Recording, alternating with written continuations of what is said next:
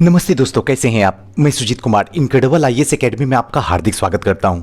आज का वीडियो जो है ये परीक्षा मंथन का महासंग्राम चल रहा पूरे एक साल का करंट अफेयर, और इसी एक साल के करंट अफेयर में आज हम लोग जो पहुंच चुके हैं अर्थव्यवस्था में। इससे पहले हम लोग आपको पढ़ाए थे राष्ट्रीय और अंतर्राष्ट्रीय। अगर इसको अभी तक नहीं देखे तो डिस्क्रिप्शन बॉक्स में इसका लिंक दिया हुआ है, वहां क्लिक करके आप देख सकते हैं। उसके बाद भी अगर वहां से नहीं मिलता है तो हमारा व्हाट्सएप नंबर 7667754771 पे आप मुझे मैसेज कीजिएगा, मैं आपको लिंक प्रोवाइड करवा दूंगा। और इससे पहले दोस्तों, अगर अभी तक आप हमारे चैनल को सब्सक्राइब नहीं किए तो सब्सक्राइब कर लीजिए, बेल आइकन पे प्रेस करके ऑल बटन पे क्लिक कर लीजिए। इससे ये होगा मेरा लेटेस्ट से लेटेस्ट वीडियो का अपडेट जो है आपका मिलता रहेगा आपको। तो चलिए दोस्तों, एक बात और बता दूं कि जैसे ही लॉकडाउन समाप्त हो चुकी है, 66 का फॉर्म भी अब करीब करीब आने के कगार पे पहुंच चुका है। तो ऐसे में आप किसी न किसी संस्था के प्रति दीवानगी पैदा कीजिएगा, तो ऐसे में एक बेस्ट और बेटर ऑप्शन है CO success civil services classes, जहां पे डेली ग्रुप डिस्कशन होता है, डेली क्लासेज होती है, पर डे टेस्ट होता है और वीकली टेस्ट होता है।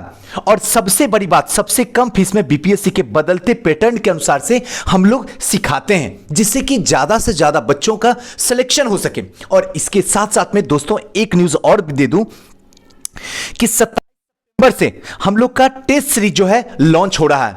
अगर आप लोग इंटरेस्टेड हैं तो बिहार के किसी भी एग्जाम के लिए एक महासंग्राम चल रहा टेस्ट सीरीज का, आप इसमें जुड़ सकते हैं। 27 सितंबर से शुरू होगा। टोटल 13 टेस्ट है और इसकी जो फी है 650 यानी 650 रुपए है। सीट लिमिटेड है। अगर आप लोग एडमिशन करवाना चाहते हैं तो रजिस्ट्रेशन ओपन है। 650 रुपया आप गूगल पे या फिर फोन पे हमें सबमिट कर सकते हैं, और वो नंबर जो है 9015148776। इस पे जो है आप मुझे फी जमा करके आप उसका स्क्रीनशॉट इसी नंबर पे सेंड कर दीजिएगा, ताकि आपको जो है ऑनलाइन और ऑफलाइन दोनों तरीके से टेस्ट सीरीज प्रोवाइड करवा सकूं। और अधिक जानकारी चाहिए, अगर कंफ्यूजन कुछ भी है तो 9334710148 पे कभी भी किसी भी वक्त आप कांटेक्ट कर सकते हैं। तो चलिए दोस्तों, आज के सेशन को स्टार्ट करते हैं। थोड़ा सा बड़ा कर लेते हैं जिससे कि पढ़ने में मजा आ जाए। हम लोग जो शुरू कर रहे हैं वो इकोनॉमी शुरू कर रहे हैं, यानी अर्थव्यवस्था शुरू कर रहे हैं। आइए देखते हैं सबसे पहला न्यूज क्या है। पूरे एक साल को खंगालते हैं और सिर्फ उसी न्यूज को जो आयोग हमेशा जहां से क्वेश्चन पूछता है। वैश्विक बहुआयामी गरीबी सूचकांक क्या है, इसको समझाना है और भारत के संदर्भ में इसके पक्षों का उल्लेख करना है।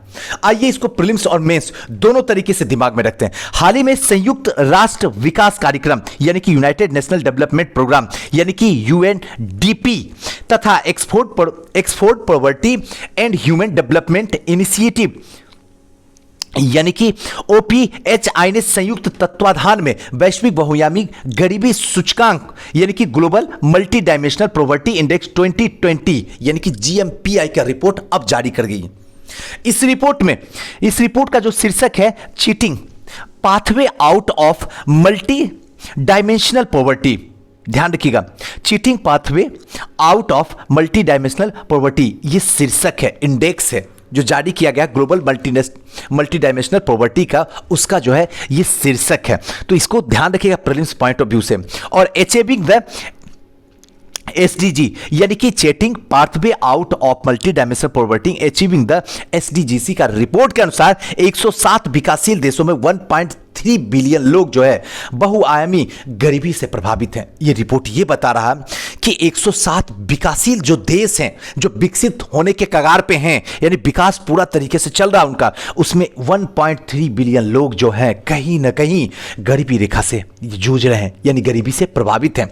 रिपोर्ट के अनुसार बहुआयामी गरीबी से बाहर निकलने वाले लोगों की सर्वाधिक संख्या भारत में देखी गई है। भारत इकलौता ऐसा देश है जो 103 विकासशील देश है, उसमें से भारत इकलौता ऐसा है जिसमें सबसे अधिक जो है गरीबी रेखा से लोग भारत बाहर निकले हैं। वर्ष 2005 और 6 से वर्ष 2015-16 के मध्य जो 27.3 करोड़ लोग गरीबी कुचक्र से बाहर निकलने में सफल हुए। यानी 5 से 6 से लेके 15 से 16 तक में टोटल 27 करोड़ लोग जो है गरीबी रेखा से ऊपर हो गए हैं, यानी गरीबी की जो मार है उससे बाहर निकल गए। क्लियर हो गया ना? तो ध्यान रखिएगा 27.3% लोग गरीबी से बाहर हुए। नेक्स्ट क्वेश्चन जो है इसका ये इंपॉर्टेंट नहीं, इसको छोड़ दीजिए।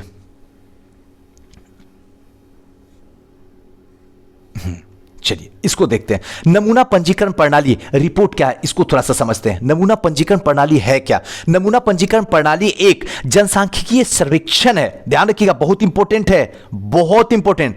नमूना पंजीकरण प्रणाली जो है एक जनसांख्यिकीय परीक्षण है, सर्वेक्षण है, जिसके माध्यम से जन्म दर और मृत्यु दर का राष्ट्रीय और क्षेत्रीय स्तर पर प्रति वर्ष अनुमान लगाया जाता है। यही नमूना पंजीकरण की वजह से, जो सांख्यिकी सर्वेक्षण की टाइप से एक तरीके से नमूना पंजीकरण, जो माध्यम से, ध्यान रखिए, जिसके माध्यम से, यही नमूना पंजीकरण के माध्यम से जन्म दर जो कि जन्म लेने की प्रक्रिया और मृत्यु दर जो मृत्यु होने की प्रक्रिया का राष्ट्रीय और क्षेत्रीय स्तर पर प्रति वर्ष अनुमान लगाया जाता है। और हाल ही में भारत के महापंजीय द्वारा नमूना पंजीकरण प्रणाली बुलेटिन जो है जारी किया गया और विदित हो कि 2018 में एकत्र किए गए आंकड़ों के आधार पर 2018 में राष्ट्रीय जन्म दर 20 थी और ज्ञातव्य हो कि यह दर 1971 में 36.9 थी और 2018 में जो है राष्ट्रीय जन्म दर 20 थी और 1971 में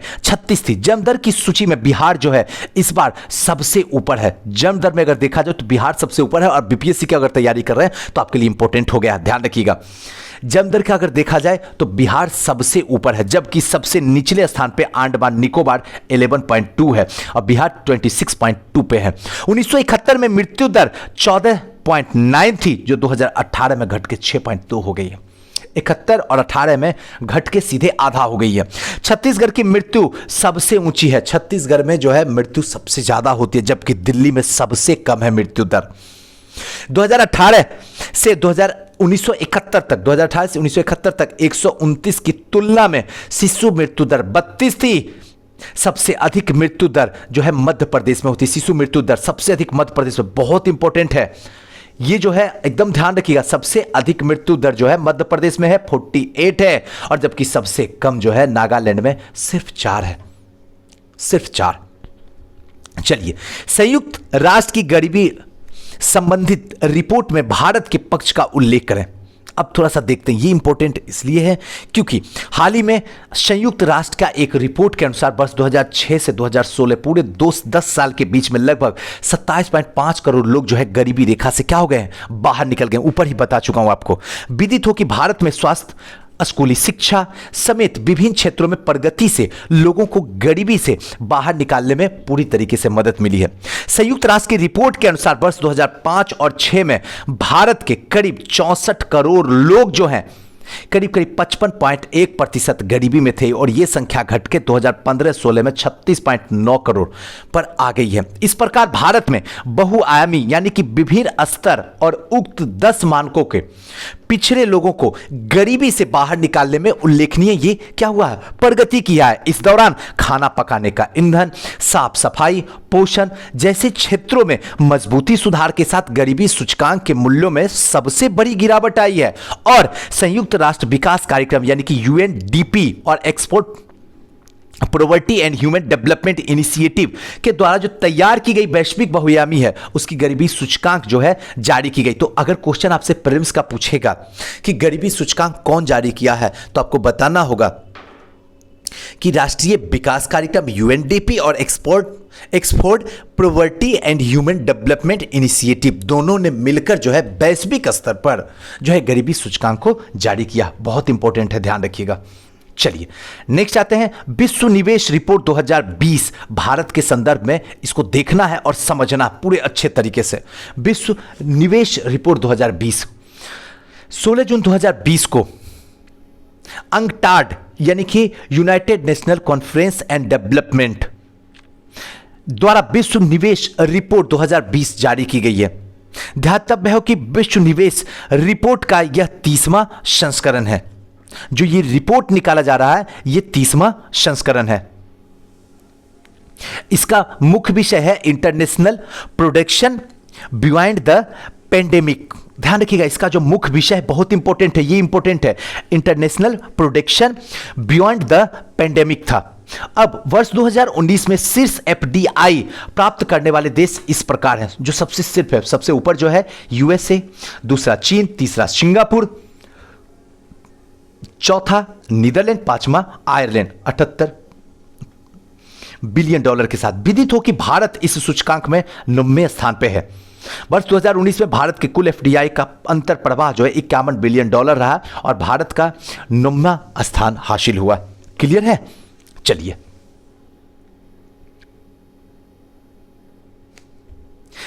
नेक्स्ट न्यूज जो है ग्लोबल इकोनॉमिक प्रोस्पेक्टस रिपोर्ट के बारे में संक्षेप में बताना है। आपको समझाना है कि ग्लोबल इकोनॉमिक प्रोस्पेक्टस रिपोर्ट क्या है, इसी को बताना है। इसलिए ये इंपॉर्टेंट है क्योंकि विश्व बैंक है। ध्यान रखिएगा, जब भी विश्व बैंक से रिलेटेड आ गया, यूएनडीपी से रिलेटेड आ गया, एफडीआई से रिलेटेड आ गया, अगर ये सब आरबीआई से रिलेटेड आ गया, तो समझिए वो इकोनॉमी का क्वेश्चन एकदम चर्चा का विषय बना हुआ है।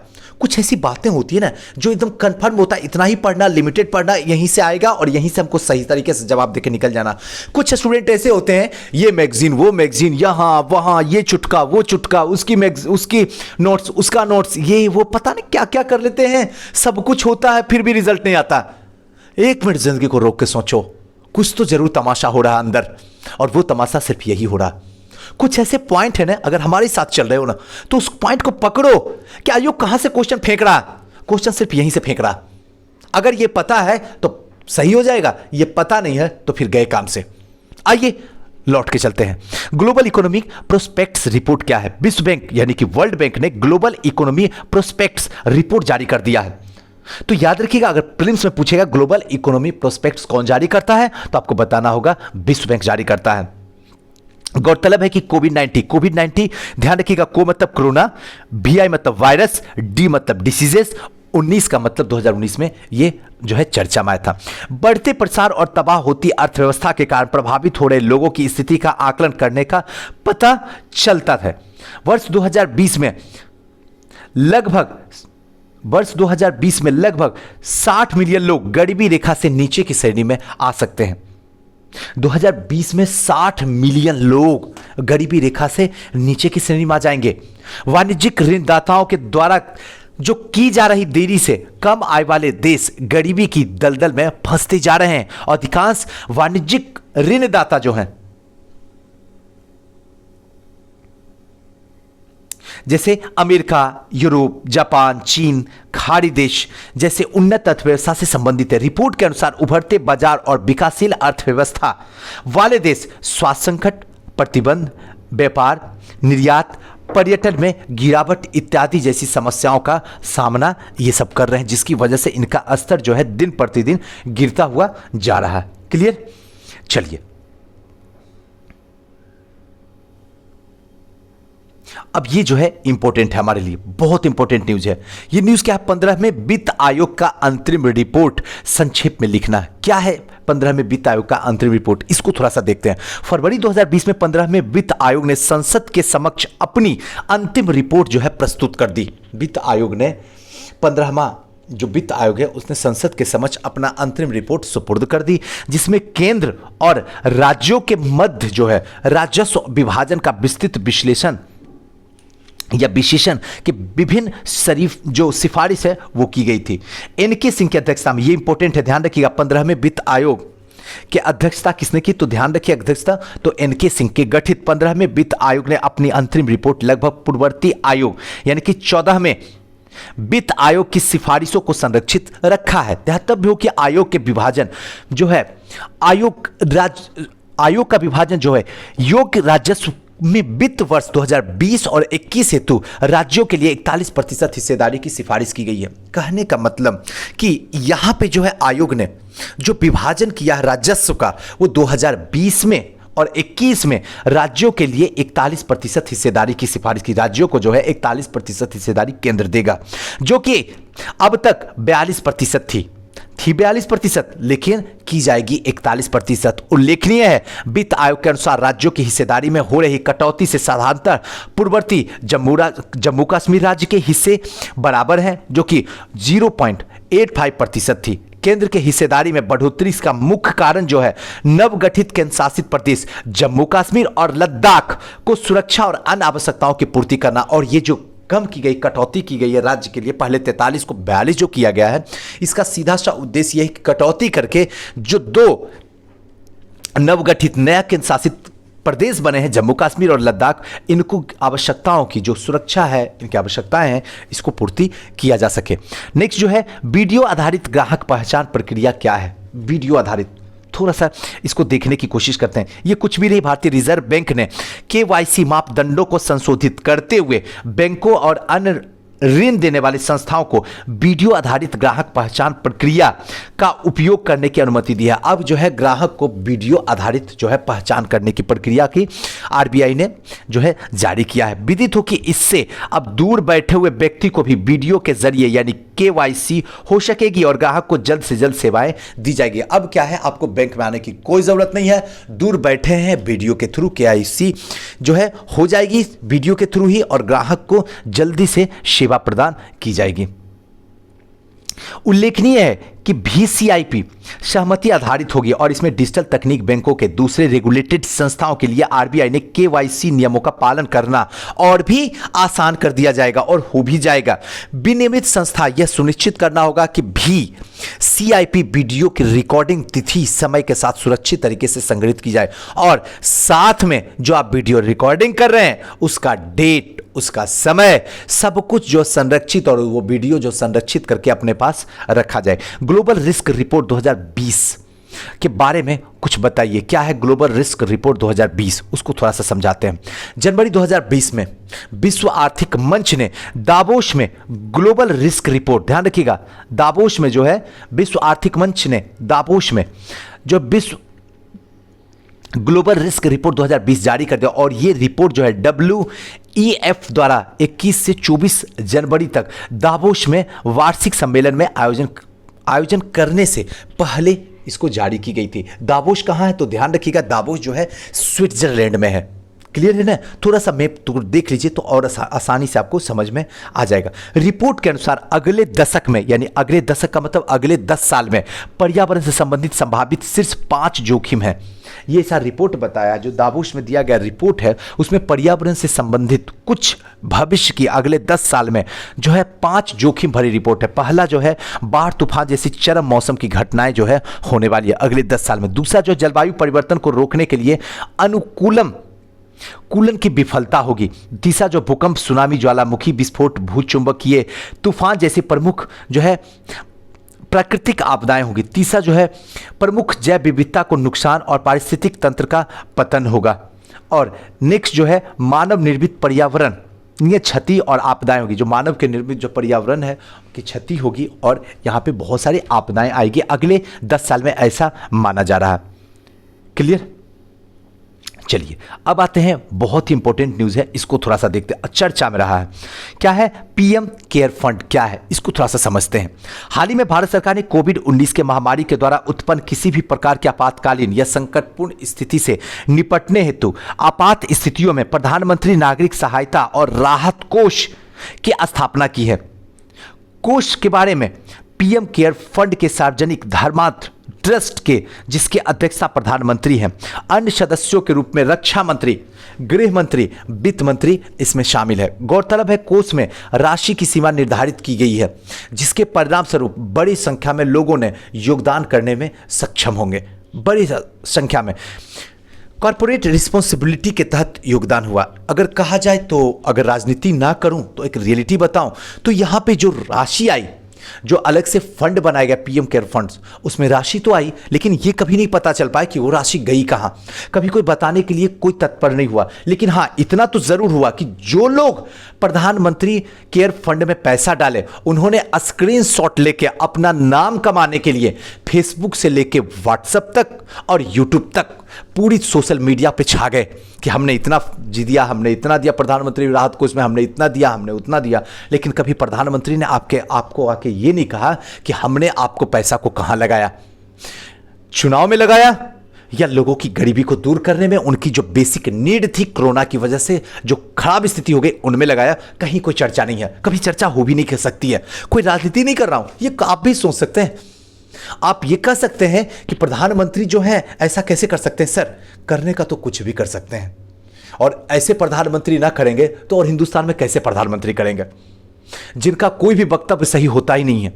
और ये मैं नहीं कर रहा हूं, प्रधानमंत्री खुद अपने वक्तव्य, खुद उनकी वीडियो को देख लीजिए, आपको खुद सॉल्यूशन समझ में आ जाएगा। यहां कोई राजनीति नहीं कर रहा हूं। इसलिए कहा नहीं जा सकता। तो कहने का सीधा सा मतलब क्या है, आप प्रधानमंत्री पे वार करें? नहीं, मैं क्यों करूंगा वार? वार तो आप लोग सब कुछ जान ही रहा है। तो जब सब पूरी दुनिया ही जान रहा है गलत हो रहा है, तो फिर वार करने का मतलब ही नहीं बनता है। लेकिन हाँ, इतना जरूर बनता है कि कहां गया पैसा उन लोगों का जिन्हों लोगों ने मेहनत से कमाए थे और प्रधानमंत्री राहत फंड में इसीलिए दिए थे कि इन गरीबों की मदद हो सके। गरीबों की मदद हो या ना हो, इतना तो तय है कि बीजेपी की जरूर मदद होगी। खैर छोड़िए, आते हैं कॉर्पोरेट रिस्पॉन्सिबिलिटी के तहत योगदान किया गया। कॉर्पोरेट कार्य मंत्रालय ने स्पष्ट किया कि पीएम केयर फंड में सीएसआर के तहत कंपनियों ने योगदान देना अनिवार्य है। और यह क्या कर दिया गया कि जितनी भी कंपनी है उनको योगदान उसके अंदर देना अनिवार्य कर दिया गया। कंपनी अधिनियम 2013 के तहत, ध्यान रखिएगा, 2013 के तहत सीएसआर के प्रावधान में उन कंपनियों पर लागू होता है, उन कंपनियों पर लागू होता है जिनका कुल मूल्य 500 करोड़ रुपए से अधिक हो और कुल कारोबार 1000 करोड़ रुपए से अधिक हो। तो शुद्ध लाभ 5 करोड़ रुपए से अधिक हो तो सीएसआर के तहत उपरोक्त कंपनियों को अपने पिछले 3 वर्षों के शुद्ध लाभ के औसत 2% जो है योगदान करना आवश्यक बना दिया। यानी कि अब जो है आपको पीएम फंड में देना ही पड़ेगा 2%, एकदम अनिवार्य है।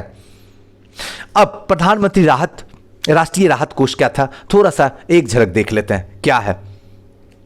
जनवरी 1948 में पाकिस्तान से विस्थापित लोगों की मदद करने के तत्कालीन प्रधानमंत्री पंडित जवाहरलाल नेहरू की अपील पर जनता के अंशदान पर प्रधानमंत्री राहत कोष की स्थापना की गई थी। प्रधानमंत्री राष्ट्रीय राहत कोष की धनराशि का इस्तेमाल मुख्यतः बाढ़, चक्रवात, भूकंप जैसी प्राकृतिक आपदाओं में मारे गए लोगों के परिजनों और बड़ी दुर्घटना, दंगों में पीड़ित तत्काल राहत पहुंचाने के लिए किया जाता है। इसके अलावा हृदय शल्य चिकित्सा, गुर्दा प्रत्यारोपण, कैंसर आदि उपचार के लिए भी इस कोष से सहायता दी जाती है। इस कोष केवल जनता के अंशदान से बना हुआ है, इसे कोई भी बजटीय सहायता नहीं मिलती है। समय निधि के अनुसूचित वाणिज्यिक बैंक तथा अन्य संसाधनों के विभिन्न रूपों में निवेश किया जाता है। नेक्स्ट जो है लैंड बैंक क्या है, इसको समझिए। लैंड बैंक क्या है, इसके बारे में थोड़ा सा समझते हैं। लैंड बैंक प्रणाली क्या है? एक ऐसी लोक प्राधिकृत प्रणाली है जिसके अंतर्गत सार्वजनिक प्राधिकरण कर प्रतिबंधित संपत्तियों का धारण, प्रतिबंधन एवं विकास किया जाता है। यह लैंड बैंक रिक्त, परित्यक्त और कर वर्जित संपत्ति को वापस उत्पादक के उपयोग में जो है ये लाया जा सकता है। इसी को हम कहते हैं लैंड बैंक प्रणाली। क्लियर हो गया? एक ऐसा लोक प्राधिकृत प्रणाली है जिसके अंतर्गत जो भी सार्वजनिक प्राधिकरण कर प्रतिबंधित संपत्ति यानी कि टैक्स फोर्स क्लोज प्रॉपर्टी जो प्रॉपर्टी है उसका एक धारण है जिसमें निबंधन विकास किया जाता है। और यह लैंड बैंक रिक्त, परित्यक्त या फिर कर वर्जित संपत्ति को वापस उत्पादन में प्रयोग लाया जाता है। तो दोस्तों आज का जो है हमारा पूरे 1 साल का जो अर्थव्यवस्था था हमने कोशिश किया आपको आपके सामने रख देने का। हमारे पास वक्त लिमिटेड है, सिर्फ 90 दिन बचा हुआ है। इस 90 दिन में सब कुछ पढ़ने की संभावना बिल्कुल जीरो हो जाती है, लेकिन हम वो चीज़ आपको बता देते हैं जहां से आसानी से 40 नंबर का करंट अफेयर पूछा जाता है, चाहे यूपी हो या फिर बीपीएससी हो, यूपीपीसीएस हो या फिर यूपीएससी हो, सबसे ज़्यादा करंट अफेयर पूछा जाता है। तो यहाँ से करीब करीब मामला 40 नंबर का रहता है, 40-45 नंबर का रहता है। और आसानी से अगर इस तरीके से पढ़िएगा, समझिएगा और इसी न्यूज़ पे आप फोकस रखिएगा, थोड़ा रिवीजन कीजिएगा तो आसानी से 35 नंबर में कोई कमी नहीं आएगी। इतना नंबर आसानी से आप ले आइएगा। और दोस्तों अगर किसी भी तरीके का कोई कन्फ्यूज़न हो तो हमें कमेंट कीजिएगा। और हाँ, क्या चाहिए वो भी बताइएगा। कैसा लग रहा वीडियो, अपने दिल की भी बात बताइएगा। और साथ साथ में हो सके तो प्लीज़ इस वीडियो को शेयर कर दीजिए। Thank you.